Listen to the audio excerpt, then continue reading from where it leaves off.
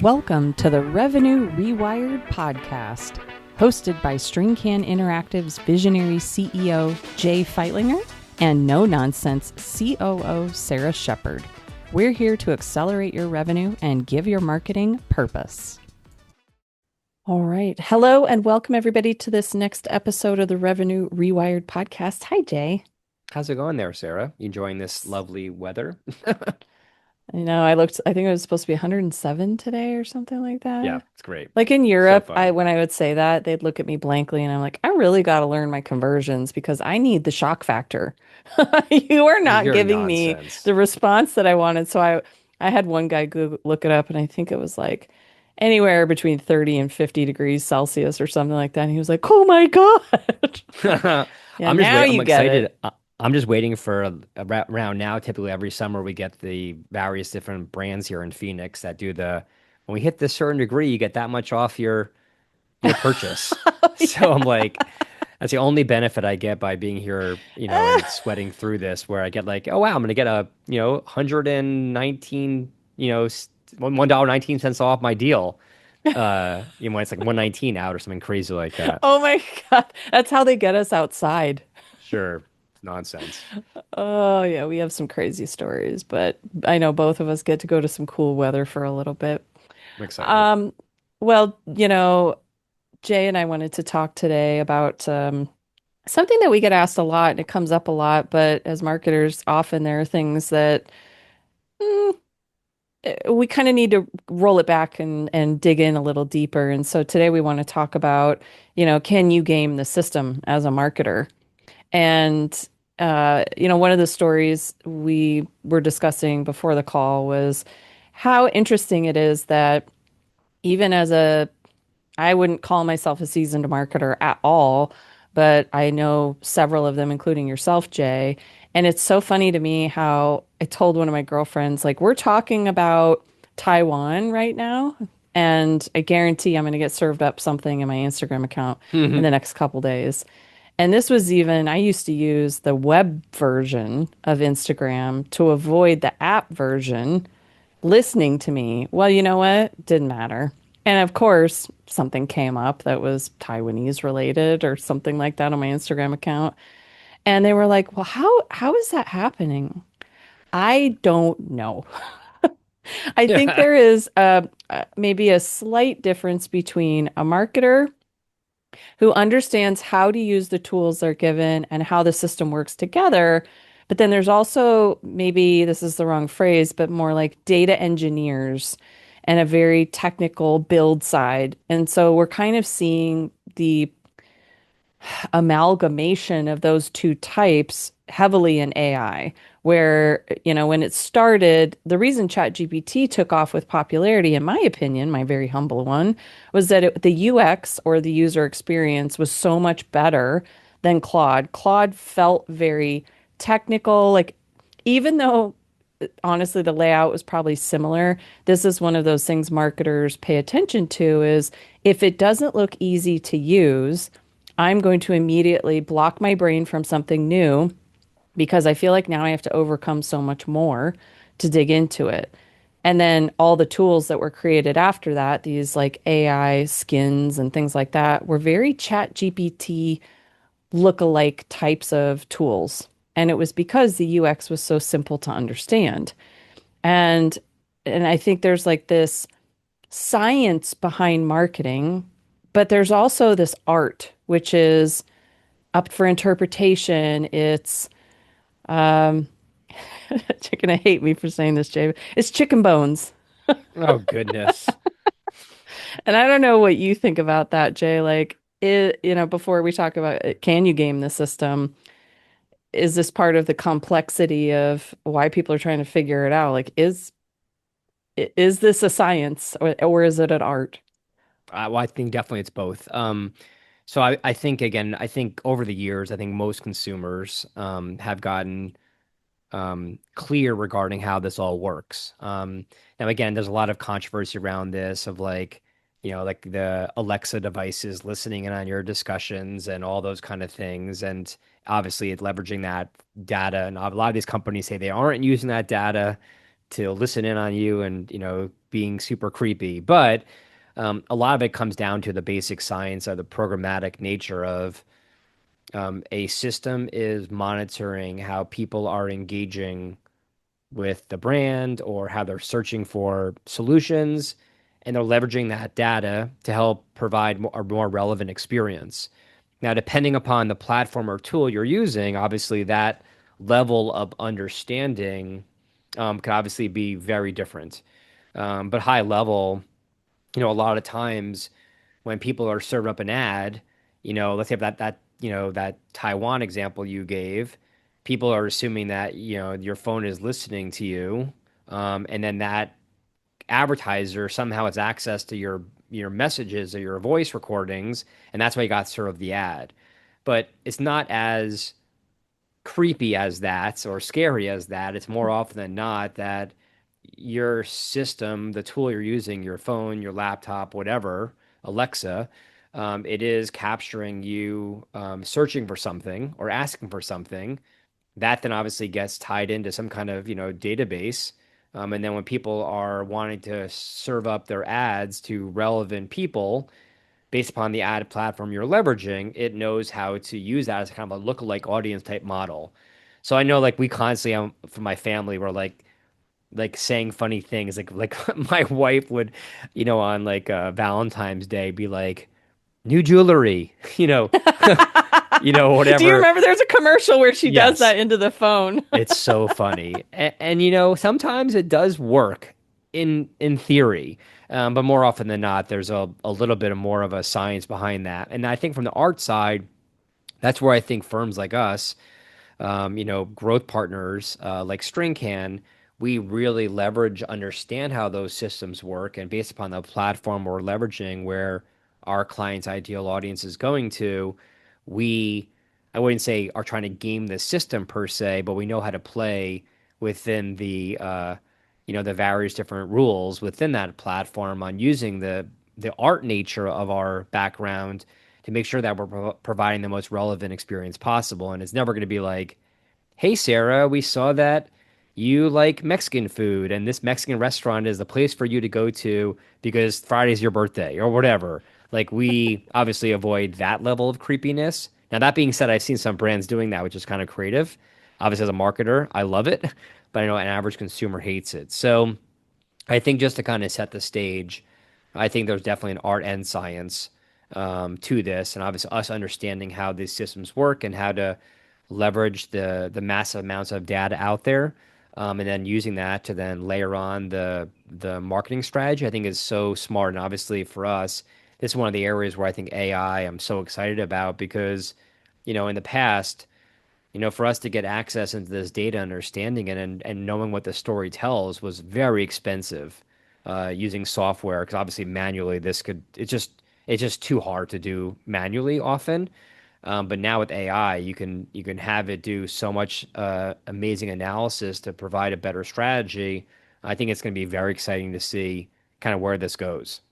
hmm I was thinking like the blend of art and science, it reminds me of dreams, and it's more like science and mystery.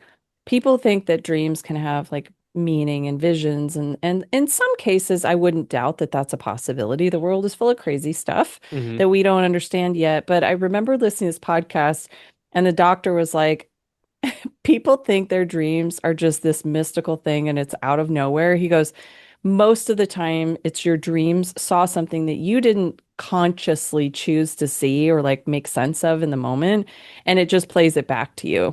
And so I've started paying more attention to my dreams. Like, what was it that I saw yesterday that made this? And Hmm. more often than not, I can connect it with something completely random that I didn't really like engage with mentally. It was just a passing, I saw something. I saw a certain car, like whatever it is. And then I had this crazy dream, and it's like, oh, well, that can make sense in reality.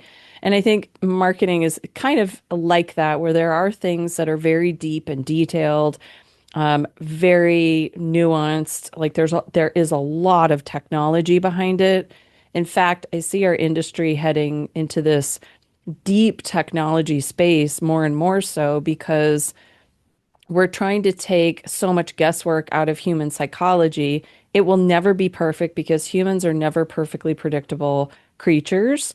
But, like for that example you shared about the here's a Mexican food restaurant near your birthday, I think there's always going to be a group of people that are extra cautious and sensitive to their information. But there's also going to be a group that's like, I really love the convenience of this Yep. and, won't care as much. Right or wrong, let's leave that aside.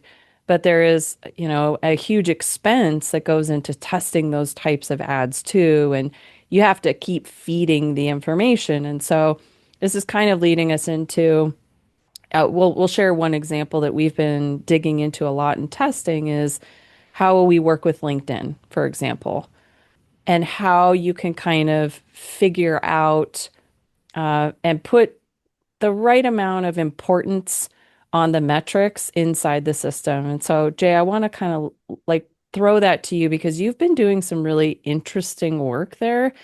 And LinkedIn, I think, is one of the harder systems to figure out as a marketer, whether you know it or not. LinkedIn is a very challenging one where they put up like a blocker. So like AI, if you try to use AI to like scrape LinkedIn, for example, that's why specialty tools exist, is because they don't allow that. LinkedIn is very strict. It's very, I don't know, like it can kick you out. They have a lot of control. That's the word I'm looking Hmm. for in the system. So that one's even more challenging to figure out. But Jay, you've got some interesting tidbits based upon how deep you've been going and trying to unpack how the algorithms work and what that means for marketers. Yeah, I guess so. Well, to first give some context around that is, you probably, if you listen to other shows that me and Sarah have done, we've mentioned this probably a few times, but since we launched StringCan 16 years ago, we've always used the model of, eating our own dog food. And, because of our focus heavily around working with, small to mid-market B2B companies, LinkedIn obviously is a great platform to be leveraging to help our clients with their marketing and sales efforts. Unfortunately, it's one of those platforms that is not as sophisticated as like, Google Ads, for example. So on the paid side, it's definitely very complicated, and also very expensive. And we've done a lot of testing on that over time. It can perform really well, but it's more often than not kind of a risk. And so, Sarah, to your point, because it has a risk of being very expensive, we invest, even more time on LinkedIn to really understand it. And so for me, kind of killing two birds with one stone is, I use it obviously as a very active part of our agency, business development efforts. Because again, a lot of our ideal audience and referral sources and partners and network and whatnot are all on LinkedIn. So I invest a heavy amount of time on there for our business. In addition, for a lot of our clients, LinkedIn is a huge part of their growth strategy. And so by us really investing the energy on figuring out how it can work for us, it allows us to have a lot more insight into how to help our clients get better results. And so with that, I wanted to share, I guess, this one quick story, and it had me going a little crazy for a bit. But over the gosh, 16 years or wherever I've been on LinkedIn, I have organically grown my follower base by really trying hard to put out valuable content to people and speaking at events and whatnot. And over the years, that follower has amassed over like 20,000 connections. It's a vanity metric per se, but I'm excited about that because it gives me an opportunity to tap into it. But that being said, like with most social media platforms, the algorithm is structured in a way to have basically throttling back the people that see your content for various different variables in play. And so just because I have, let's say, 20,000, connections on LinkedIn, you know, every post I do probably only is seen by, if I'm lucky, 5% of that audience. And that's probably good compared to other people out there that, have a much smaller follower count and their posts are being seen by, 10 to 20 people of their maybe 2,000 connections. And so I spend a lot of time trying to really figure this out, and so I'm always very intrigued by when other kind of like personal branding and marketing firms out there that specialize in LinkedIn, host webinars and whatnot to kind of explain how by signing up for one of their programs or being part of one of their cohorts or courses, you can really level up not only your network as far as follower counts and whatnot, but more importantly, the engagement you have from all the effort you're putting out there. And so a few weeks ago, after being a bit frustrated, where I'm doing a lot on LinkedIn between my weekly newsletter, constantly promoting and sharing, valuable information about, our business and industry and our podcast and our book and all the things. And we do get, some decent engagement here and there, but when I join one of these webinars and I look at the case studies they have, and I'm like, oh my gosh, this person has, 25% or more lower number of followers than me, but yet they're getting, if I get, let's say, I don't know, 5 to 15 engagement, comments and whatnot on one of my posts, they're getting 50 to 200, and that's not through paid ads. And so I'm like, this makes no sense at all. And like, I feel like I understood the algorithm really well with LinkedIn, which is heavily tied into attribution, or affinity is probably a better way to think about it, is the this person likes this kind of content. You're the person posting. And so LinkedIn in theory is like, let's connect the dots and have your content being shown to the right people.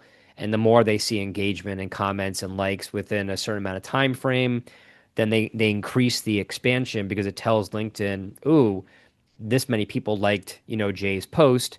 Others probably would find it of value too, because obviously the feed is limited based upon how many things people can see. And so I went ahead and did a whole analysis project of looking into all the, I don't know, probably like 15 different people that have attended this webinar and this program I was considering. And when I analyzed it, what I found is the engagement was often what I would call fake. They basically, behind the scenes, what I found is with 100% confirmation, there was a coordinated kind of engagement pod or something built out within that group. So every time someone made a post, they would share it within their group. And then, of course, all the other people would be commenting and liking and resharing it, which clearly made a significant difference to boost their reach and visibility within LinkedIn's platform. But end of the day, when you look at, consistently post over post every single day, if 80% of it are people that are part of that group and they're the only ones really engaging, end of the day, yes, that vanity metric looks pretty impressive and credible and probably does offer a lot of value from kind of checking the box for people being like, this person might be worth talking to. But if 80% of the engagement is from that group, then it's not really, in theory, providing significant value to your growth system. And so I think for me, I struggle with this where I'm like, I know better. I know that some of these vanity metrics really mean nothing, and I'd much rather have, you know, 10 very engaged people that could likely be working for a company that we can offer value to help them grow their business than getting 100 people and 90 of them are just, people that are doing it because I'm paying into some kind of engagement sharing collaborative group. And so I just wanted to share that I think, I don't want people being overly paranoid, but I think when people look at things and say, wow, this person's so impressive, there might be some art and science behind that that is kind of inflating the true story.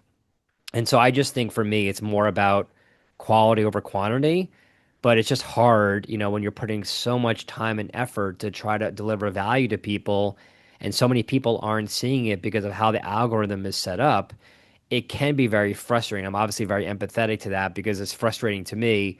I can only imagine people out there that do a lot less, where they're spending maybe an hour or so producing some kind of cool, valuable asset, putting it out there, and they're so excited about it. And it's happened to so many of my friends and people in my network. They're like, I spent an hour and a half on this cool infographic. I posted it, and 19 people saw it, and I got one like, and the like was from my mom, you know? And it's just like, I'm so sorry. But then you can discuss, obviously, the paid ad side if you wanted to promote it. but it's still obviously frustrating and also very expensive. So that was a long-winded story, but I wanted to share the context because it got me really thinking around, what is the right way to kind of structure all of this. And I do feel like if you consistently put out good, valuable content, the people will come. Yeah, and one thing I do want to clarify for any of our listeners is we're not saying that necessarily you can't trust any of these tools or that, every one of them can be gamed, but you have to still move forward with a discerning eye and still continue being authentic. Because this is an odd example, but anything could happen overnight. And this might be a little strange and a bit of a leap, but I think it's fun. So I'm not a soccer or football fan, but I did watch this clip of I think it was a 40-year-old goalie from Cape Verde. And he is like heroically saving the game with these crazy blocks. And they took screenshots of this man where he gained 7 million followers on Instagram overnight. So, he's Wow. not gaming the system, but there are things that could happen. And we'll just say he put out some content there that got a lot of attention. Um, this is sort of, it's a tool, and LinkedIn is still a fantastic tool. But also know too, if you're on the user side, just a side note, and you're like not seeing content that you're wanting to engage with, or you're like getting frustrated with LinkedIn, I hate to say it, but look within. Blame your own profile Oh, I because, love that. I saw this too. And obviously, you guys, we're going to share things that we hear, and sometimes you can validate it, and sometimes it's not worth validating. Just kind of like test it. But when I heard the um, kind of like follower, how you show up with other people in their feeds is the things that you are engaging with and the things that you have followed, the companies, the articles, the saves, all of that is part of your profile's identity. And LinkedIn is like any other technology, and it's trying to match your quote identity and profile to other things it thinks you would be interested in. So it's like, there's this parallel of interest that it's trying to match you with, which is really super smart. But if you don't have a well thought out profile, it's outdated, it's old, you're not following things you're interested in, but you still use it regularly as a marketing tool, a business development tool, even just a regular user, even a student, it behooves you to make sure that you're keeping yourself updated so that your signals are still accurate for the technology behind the scenes. Crazy. Yep. I mean, it's wild. And I do want to emphasize, I loved, Sarah, your perspective on the looking within because, for me, like I go through these weird roller coaster rides where, I would say last year's strategy, I don't know why, but I was subscribing to every freaking LinkedIn newsletter I found of people that I thought would, inspire me. And next thing you know, after a couple months of that, I think I had, I don't know, 300 newsletters. And so I like keeping my inbox zero. It got really overwhelming that I wasn't reading any of them. So I then spent all this time reverse engineering all of that and just picking only a handful of ones I would find of most value. But I even noticed during that process that I was being served up content that I didn't find as much value. And so I did go through the process to force LinkedIn, especially, to be presenting to me things that I would find of more interest. And so I intentionally manipulated the system by searching for certain things, by making sure I consciously liked and engaged with content I enjoyed. And I would say within 48 hours, it was that fast. My feed became much more relevant to me. And so I think to your point, maybe there's also an element here, not again, not to overwhelm people, but if you're not seeing what you're wanting, it's not that LinkedIn is bad, and it's not likely that you're following the wrong people or connected to the wrong people.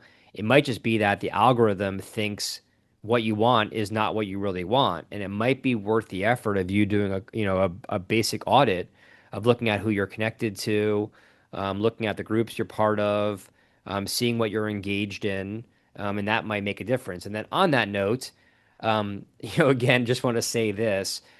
Sarah and me laugh about this often where we have a meeting, with someone we know in our network. They're like, oh my gosh, I love that post you guys did. And I'd be like, well, how would we have known that? And I know that a lot of people out there are not really into publicly showing affection by liking and commenting on stuff. But again, the algorithm, from a gaming perspective, is heavily based upon that. And so if you are seeing something and you do find value in it, knowing that likely the person behind that put a lot of heart and soul and effort into it. Not that I'm asking you to go around clicking on every single post and liking every single thing and being a little crazy there, but it might be good for you to show some level of affinity to people because that also helps them, be motivated to keep doing what they're doing. And then two, it also will help your feed by connecting you to the right kind of data. Yeah, don't be manipulated by the made up love language of social likes. That's, and when we talk about vanity metrics, that's probably a little bit of marketing jargon, but it's a metric that's not doing anything. And you could be getting like no engagement whatsoever, but you'll get a phone call. Someone says, "Hey, I saw your post and I've actually been in the market for a new agency and I just thought of you," or something like that. And so, yeah, that's where, we harp on, and I say that with love, sales and marketing alignment, because that's how you kind of can catch those micro connections in Hmm. terms of like engagement and getting it into a final result for you, whatever that might look like. So while the answer is a little bit gray, like yes and no, you can't game the system. It's part of the whole data and technology conversation that is continuing to evolve, where a lot of this is based on information you personally provide through your personal accounts or business. And without looking at a little bit of data hygiene with that, it's it's going to skew all kinds of things down. It's like a domino effect. And I mean, think about like if you never cultivated changes in your Instagram or TikTok profile, for example, in 20 years, are you still going to want to be following like gym bros and like protein shake recipes? Probably not. You're going to be looking for like trips for people with bad knees. I don't know. But Oh like no. everyone stays up on top of those things for a reason because they want relevant content. And I think the same thing has to apply to businesses and individuals. And as we're in the middle of the year, maybe now is kind of like the kick in the pants for you guys to take a look at what am I putting out there? Is it saying what I want it to say anymore? Has the language changed? Because human behavior is moving at the speed of light because we're trying to keep up with so much change right now, and AI is really promoting that quite a bit in our industries. Well, but let's wrap this one up. I think that we gave enough a lot of things to think about, I guess. I know. All right, we love you, LinkedIn. But We really all do. right, we do. It's a great tool. All right, well, we hope you guys have a great rest of your day. Thanks, Jay. Thanks, everyone. Thanks, Sarah. Appreciate you. Bye, everyone. Thanks for tuning in to the Revenue Rewired podcast. Send us your questions to podcast@stringcaninteractive.com and follow us for more insights to drive your business forward.